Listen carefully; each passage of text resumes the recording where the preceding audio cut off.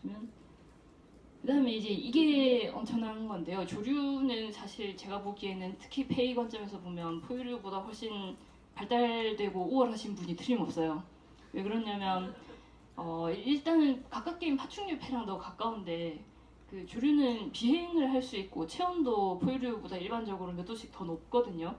대사 요구량이 굉장히 많은데 근데 이제 그거를 뒷받침할 수 있는 거는 조류식의 그런 폐여야 되는 거예요. 그래서 예를 들면 이제 이 사이언스 표지에 있는 애들은 인도기러기인데 그 인도기러기랑 그 그냥 우리가 커먼 크레인이라고 하는 보통 우리도 우리나라에서 보는 두루미들이 무슨 짓을 하냐면 1년에 2번씩 히말라야를 넘어서 날아다니거든요. 근데 그게 태어나서 그 해에 한 반년 산 다음에 바로 날아서 히말라야 넘어가야 되고 아마 윤학 교수님, 서준봉 교수님 갔다 오셨다고 하는 안나푸르나 베이스캠프 거기도 넘어가는 모습이 이제 영상에서 있었는데 그렇게 높은 데를 날아서 갑니다. 근데 낮은 데를 찾아서 돌아서 가지 않고 왜 그리로 넘어가냐면은 그게 상승기류가 그 높은 바위벽이 있을수록 잘 만들어지니까 아침에 해 뜰 때 상승기류를 타고 아주 높이 날아올랐다가 떨어지는 편이 그 돌아가는 것보다 훨씬 에너지 세이빙 하다고 하더라고요. 근데 잘 아시다시피 일단 기온이 뭐 영하 40도 이렇게씩 되고 엄청난 강풍이 불고 있고 이런 상황인데 그거를 태어난 지 반년 된 새끼 새들이 알아서 잘 날아 넘어야 되는 거죠. 그래서 9,000m 상공까지 흔히 비행을 하는데 뭐 평생에 한 번도 아니고 매년 2번씩 그걸 해야 되고 못하면 죽는 거고요. 그다음에 루펠 그리폰이라고 하는 그러니까 독수리 비슷한 생물인데 얘는 지금까지 기록된 가장 높은 데서 관찰된 새거든요. 그 1.1km 상공에서 어떻게 관찰이 됐냐면 비행기랑 부딪혀서 관찰이 됐어요. 근데 아마 만날 확률이 낮아서 그렇지 이런 애들이 더 높은 데서도 날고 있을 거라고 생각되고 이제 우리는 민항기가 나는 고도가 1만 미터 정도인데 민항기에서 밖으로 던져지면 죽잖아요. 근데 얘네는 그냥 거기서 생활하는 거고 그냥 생활만 하는 게 아니고 얘네가 왜 높이 올라갔냐면은 그 지상에 있는 넓은 범위를 감시하고 있다가 저기 먹이가 있다 싶으면 내려가려고 그래서 그 높은 데서 쉬고 있는 거예요 나름. 그러니까 유유자적하면서 먹을 거 없나 이렇게 살펴보고 있는 거죠. 그래서 그 산소 농도도 엄청나게 희박할 거잖아요. 근데 그 높이에서 날고 있으려면은 그 폐가 엄청나게 좋아야 됩니다.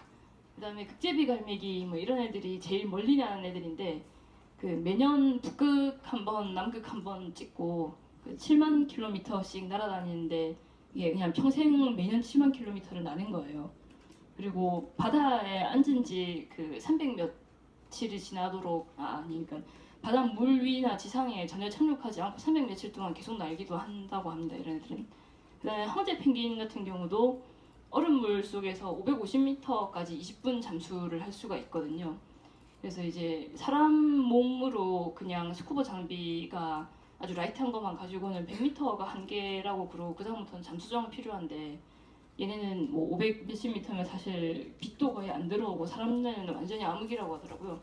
그런 데서 오징어 잡아먹고 막 그러는 거죠. 네, 그래서 그다음 보시면 그래서 어떻게 가능하냐면은 그 기낭 호흡을 들이마시면 얘도 일방통행이라고 해도 코에서는 계속 바람이 들어갔다 나왔다가 들어갔다 나왔다를 하는 거고요. 바람이 들어오면은 저 후기낭이라고 하는 몸 뒤쪽에 있는 기낭으로 일단 먼저 바람이 들어갑니다. 이제 그런 다음에 걔가 짜주면은 그 기체 교환만 담당하는 폐를 향해서 그 공기가 밀려가고요. 거기서 기체 교환을 한 다음에 전기낭으로 들어갔다가 그 다음에 숨을 내뱉을 때 나가게 되는데 그게 차례차례 일어나면은 계속 폐에서는 일반통행만 할 수가 있는 거죠.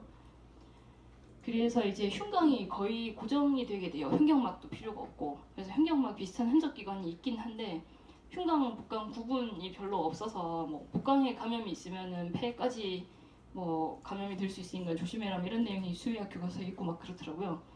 그래서 이제 흉곽이 우리는 수축 팽창을 막 하기 때문에 모든 운동이나 그러니까 육상 운동이나 수영이나 무술이나 이런 것들이 전부 호흡하고 관련이 안 된 게 없잖아요. 호흡을 내뱉을 때 힘을 쓰고 뭐 막 이런 것들이 있는데 근데 얘네는 그게 분리가 돼요. 그러니까 용골돌기라고 하는 이쪽에 그 비행에 필요한 비상근이 붙어 있고 그게 제일 큰 근육인데 그 날 때마다 가슴이 찌부러진다고 생각하면 우리가 얼마나 힘들겠어요. 근데 얘네는 분리가 돼 있어가지고 그냥 뭐 나는 날갯짓 하는 거랑 별로 상관도 없고 날갯짓을 빠르게 하나 느리게 하나 뭐 숨이 급해지거나 그런 일이 없습니다.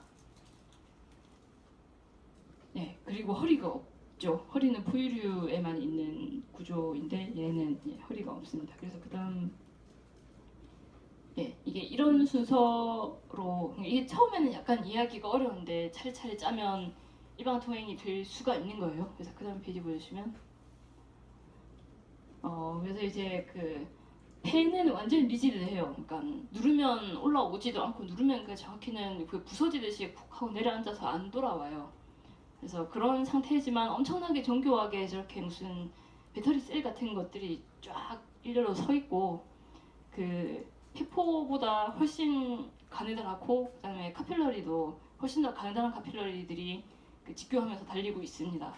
그래서 그런 그 구조를 가지고 있고 언제나 그 우리는 그러니까 그 레지듀얼 볼륨이라고 하는 게 있어서 숨을 들이신 다음에 그 다음에 그 내보낼 때 100% 다 보내는 게 아니라 사실 100%다 보내면 런컬랩스에서 우리는 죽는 거고요.